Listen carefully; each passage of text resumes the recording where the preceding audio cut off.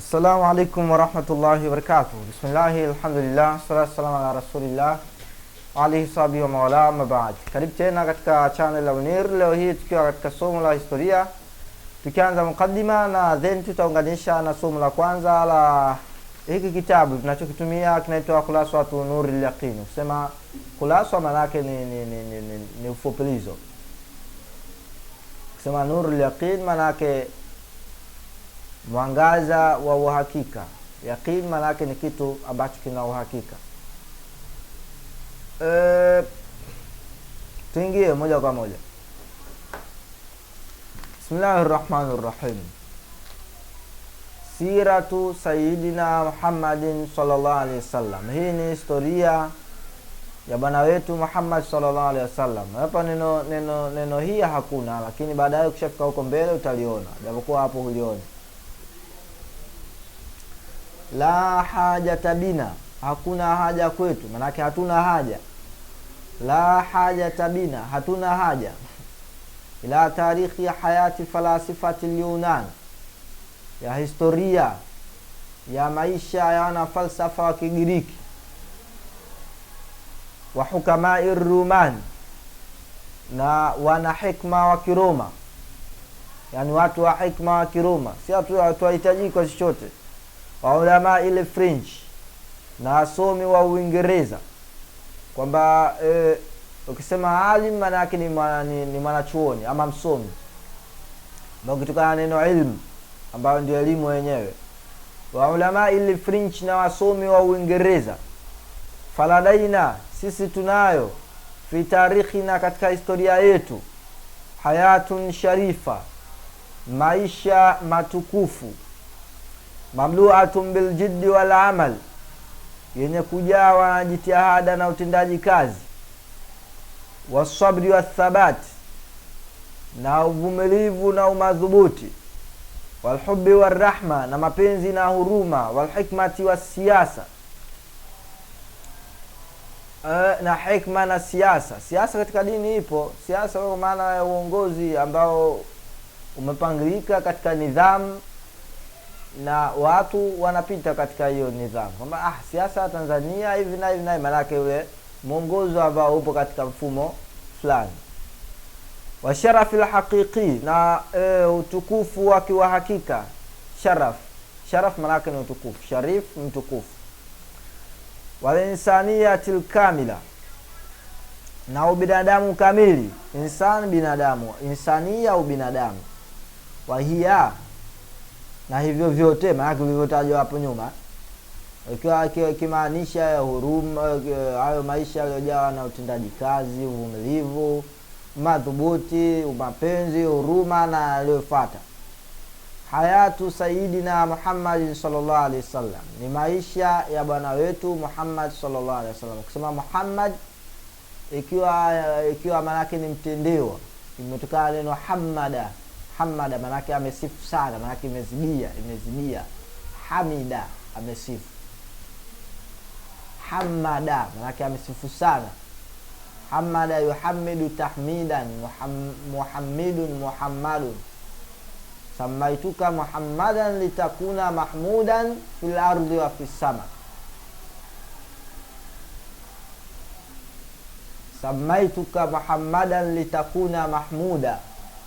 Wapo wana historia ambao walisema kwamba alimpa jina Muhammad alikuwa ni babu yake Abdul Muttalib, ambaye alisema kwamba wewe, nimekupa jina Muhammad, samaituka Muhammadan, nimekuita Muhammad litakuna mahmuda, ili upate kuwa ni mwenye kusifiwa. Ikitoka mahmuda maana yake imetokana na neno hamida, maana yake mahmuda.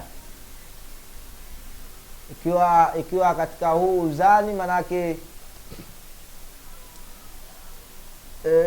ikiwa na maana kwamba ikiwa maana yake ipo katika ule uzani wa asili yake, sio uzani ambao umezidia. Ukifika katika sarfu utajua zaidi. Hayatu nabina Muhammadin sallallahu alaihi wasallam, maisha ya bwana wetu Muhammad sallallahu alaihi wasallam. Wa hasbuna biha, na ni tosheo letu hiyo historia na ni tosheo letu hayo maisha ya mtume. Maana biha bi hayati nabina, fahasbuna biha, ni tosheo letu hayo maisha wakafa na imetosha. Hiyo sehemu ni rahisi, hatuna haja ya kurudia. Tuone kusoma. Bismillahirrahmanirrahim. Ad-dawrul awwal min hayati rasulillahi sallallahu alayhi wasallam, mzunguko wa kwanza katika maisha ya mtume sallallahu alayhi wasallam.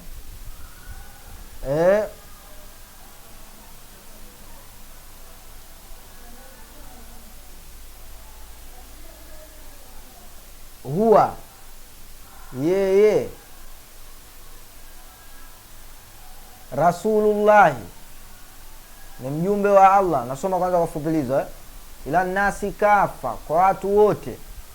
Wa akhirul anbiya, na ni mwisho wa manabii, na ni wa mwisho wa manabii. Naweza kusema hivyo. Wa akhirul anbiya, na ni wa mwisho wa manabii. Wa imamur rusul, na kiongozi wa mijumbe. Jaa bidini al-islami, amekuja pamoja na dini ya Uislamu. Alladhi, ambayo la yakbalu Allahu yawma al-qiyama, siku ya kiyama Mungu hatokubali dinan ghaira, dini isiyokuwa Uislamu au dini isiyokuwa hiyo. Wa huwa, na huyo Muhammadi, min nasli saadati Quraish, anatokana na kizazi cha mabwana wa Quraish. Quraish ni kabila ashrafu kabila, ni kabila tukufu zaidi. Ashraf moja katika afal, maana kitu kimezidia sana, kama tulivyoona arham, a'zam. Ashrafu kabila, ni kabila tukufu zaidi. Fi Makkah al-Mukarrama, katika mji wa Makka wenye kutukuzwa. Wa tasilu nasabu, na nasabu yake inaungana bi Ismail ibn Ibrahim, na Ismail mtoto wa Ibrahim alayhi assalam, amani hiyo juu yao, akimkusudia hiyo juu ya Ibrahim na hiyo juu ya Ismail. Huo ndio fupilizo wa somo letu. Tuangalie sasa kiurefu na tuweze kupata faida na tuweze kuogelea. Bismillahirrahmanirrahim.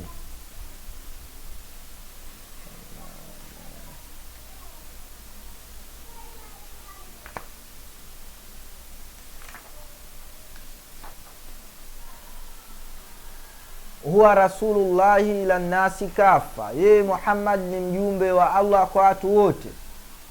Kwanza mjumbe, ili awe mjumbe lazima awe ameubeba ujumbe, kuna sehemu anaupeleka. Na huyo Muhammad ili awe mjumbe atujulishe ujumbe wake ni kitu gani. Na mjumbe yoyote kwa Kiarabu anaitwa rasul. Na ujumbe wenyewe unaitwa risala. Bwana, nimempelekea risala yule afisa, maana nimempelekea barua yule mtu wa ofisini, afisa au ofisa. Na Muhammad ujumbe wake ndio hii Qur'ani. Lakini katika Uislamu kisema wajumbe ni wanne, akiwa kila mmoja anao ujumbe wake. Akiwa wa kwanza ni Daud, akiwa na ujumbe wake ambao ni Zabur. Lakini wa pili ni nani huyo? Mwingine ni Musa alayhi salatu wassalam, ambaye ni wa pili, yeye akiwa amebeba kitabu cha Taurati, ambao ndio ujumbe wake. Lakini watatu ni Isa, yeye akiwa kitabu cha Injili, ambaye baada yake ndo akaja Muhammad sallallahu alaihi wasallam akihitimisha ujumbe na utume, kwa sababu ni vitu tofauti. Kwa hiyo Muhammad akaja naye na ujumbe wake ambao ndio Qur'ani. Lakini ujumbe na utume ni vitu tofauti, ikiwa ni nubuwa na risala. Ili mtu awe mjumbe lazima awe amebaki kitabu ambacho ndicho ujumbe wenyewe. Lakini mtu awe nabii sio lazima awe amebaki kitabu.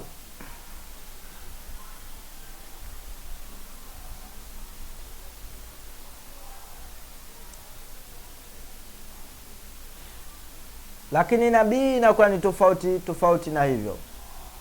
Lakini kwa maelezo zaidi anasema ar-rasul huwa insanun dhakarun istafahu Allah wa uha ilayhi bi sharrin jadid wa amarahu bi tablighi wa jahad man khalafa, kwamba mjumbe ni mwanadamu. Cha kwanza, kuna siku shekhi nisimamishwa kabisa, nikaulizwa hivi huyu mtume anakuwa ni binadamu au malaika?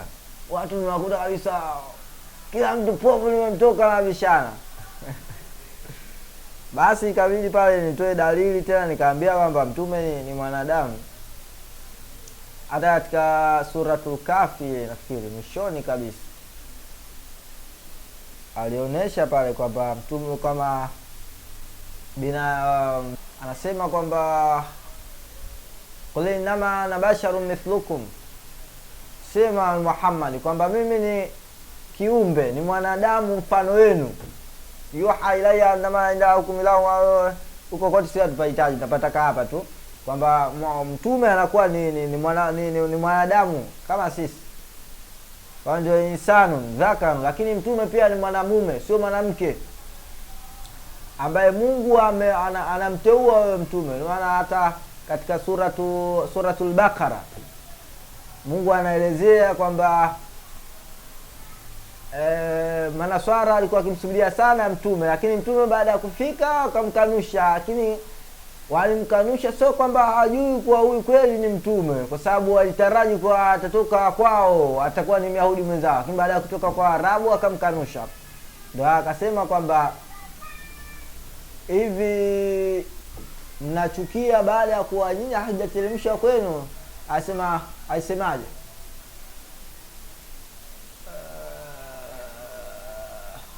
Aisema kwamba ya anasemaje? Ipo sura hiyo aya nitaileta katika kipindi kijacho, lakini mbona hivi tahudhurisha katika kipindi kijacho kwamba utume ni kuteuliwa, alistifa Mustafa, maana mteuliwa. Maana mtume mmoja majina yake anaitwa Mustafa, ndio tunatokana na neno istifa ambayo istafa. Inna Allah yamunnu ala ma yasha.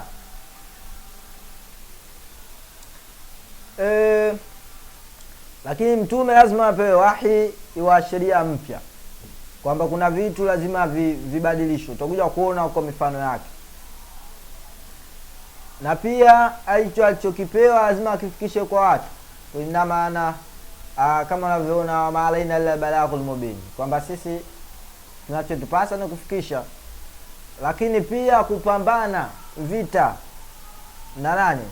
Na wale watakaopinga huu ufunuo. Hata Isa anamuona maana ansari ila Allah, qala al-hawariyuna nahnu ansarullah, kwamba kuna watu wanampinga, inabidi apambane nao. Ndio maana hata Musa, Mungu akasema katika Qur'an kule kwamba alisemaje? Kwamba idhaba anta wa rabbuka faqatila inna huna qaidun, kwamba wewe Musa na Mola wako nendeni mkambambane, sisi tumekaa tu hapa. Ikiwa ibidi wapambane vita, lakini wao wakagoma, kwa sababu kuna watu walikuwa wanampinga Musa katika anachokisema. Waona Muhammad naye akipambana vita, uzina lazina yuqataluna bi annahum zulimu wa inna Allah ala nasrihim laqadir, kwamba umepewa idhni kupambana vita wale ambao wanapigwa kwa sababu wamekwisha dhulumiwa, lakini Mungu ni mwenye kuweza kuwapa ushindi hao watu ambao wamekwisha dhulumiwa. Lakini nabii man uhiya ilayhi wa bu'itha li taqrir shar'i man qabla wa huwa ma'murun bil balaghi duna wa huwa ma'murun bil balaghi wad da'wa, kwamba nabii ni yule ambaye amepewa wahi sawa, lakini amepelekwa kwa ajili ya kuithibitisha, kuikariri, kuirejea sheria ya alikuwa kabla yake, na ni mwenye kuamrishwa kufikisha na kulingania. Yeye hana sheria mpya. Ibrahim mathalan na mwenzie Lut, kwa sababu wote walikuwa katika wakati mmoja, lakini hakukuwa na kitabu. Wao walikuwa na swaifa ambayo Ibrahim, sufi Ibrahim na Musa, katika ile sura Mungu ametaja kwamba alikuwa na sahifa tu. Kwa hiyo huo ndio mfano wake. Lakini Muhammad huyu ameletwa kwa watu wote, sio kwa watu maalum, ikiwa ni moja vipambanuzi vya mtume Muhammad, sio kama mitume wengine. Na ushahidi unapatikana pale ambapo Mungu alihadithia katika Qur'an, pale aliposema tabarakalladhi asra bi'abdi laylan min al-masjid al-aqsa ila al-masjid al-haram alladhi barakna hawlahu linuriyahu min ayatina ajaba, suratul Isra. Baada ya mtume Muhammad kufika katika Masjid al-Aqsa ambao upo Palestina, ambao Waswahili wanasema Palestina, Muhammad sallallahu alaihi wasallam kusanyiwa mitume yote ikawa amehudhuria katika ule msikiti. Jibril akamtanguliza mtume Muhammad sallallahu alaihi wasallam aswalishi. Baada ya kuswalisha ukatokea maelezo mengi sana ala sabili at-talkhis, ambayo lakhas ala sabili takhlis, kwa ufupilizo, kwamba kila mmoja alipewa nafasi ya kuweza kujigamba, kujisifu Mungu amemjalia nini, kila mmoja akajisifu. Lakini Muhammad ilipofika zamu yake akasema maneno machache ambayo Sayyidina Ibrahim alayhi salatu wasallam akamwambia Muhammad, inatosha. Kuelezea akili moja yasema kwamba kana nasu yubathu ila qaumihi khassa wa bu'itha ila nasi amma, kwamba mtume alikuwa akipelekwa kwa watu wake maalum, lakini mimi nimepelekwa kwa watu wote kiujumla. Alikusudia kwamba mathalan Isa yeye amepelekwa kwa Wanaisraeli peke yake. Hata ukisoma Biblia sikutumwa isipokuwa kwa kondoo waliopotea wa Wanaisraeli. Ya bani Israila inni rasulullahi ilaikum, kwamba enyi Wanaisraeli, hakika mimi ni mjumbe wa Mwenyezi Mungu kwenu. Akikusudia kwa Wanaisraeli, lakini Wanaisraeli tu peke yao, lakini Muhammad ameletwa kwa watu wote. Na hadithi hiyo inapatikana katika vitabu vingi sana vya hadithi, ambapo inasema kana nasu yubathu ila qaumihi khassa wa bu'itha ila nasi amma. Moja wapo ni Sahih Bukhari.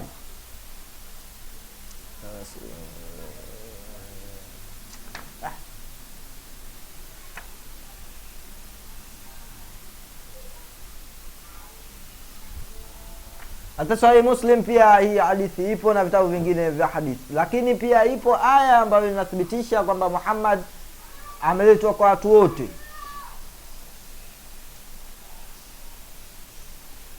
Na aya nakumbuka inasema ma arsalnaka illa kafatan linnasi bashiran wa nadhira walakinna akthara an-nasi la ya'lamun. Na hiyo ni aya 40 katika suratul Ahzab.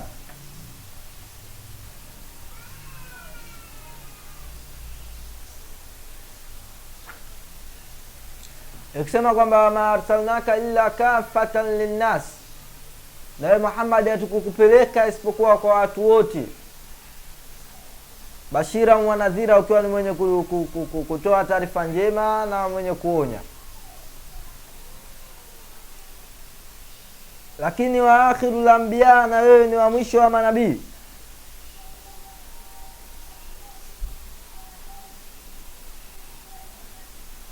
Kwamba hata kwa nabii mwingine baada yako wewe Muhammad. Hii ni aya ya 28 katika suratu Saba.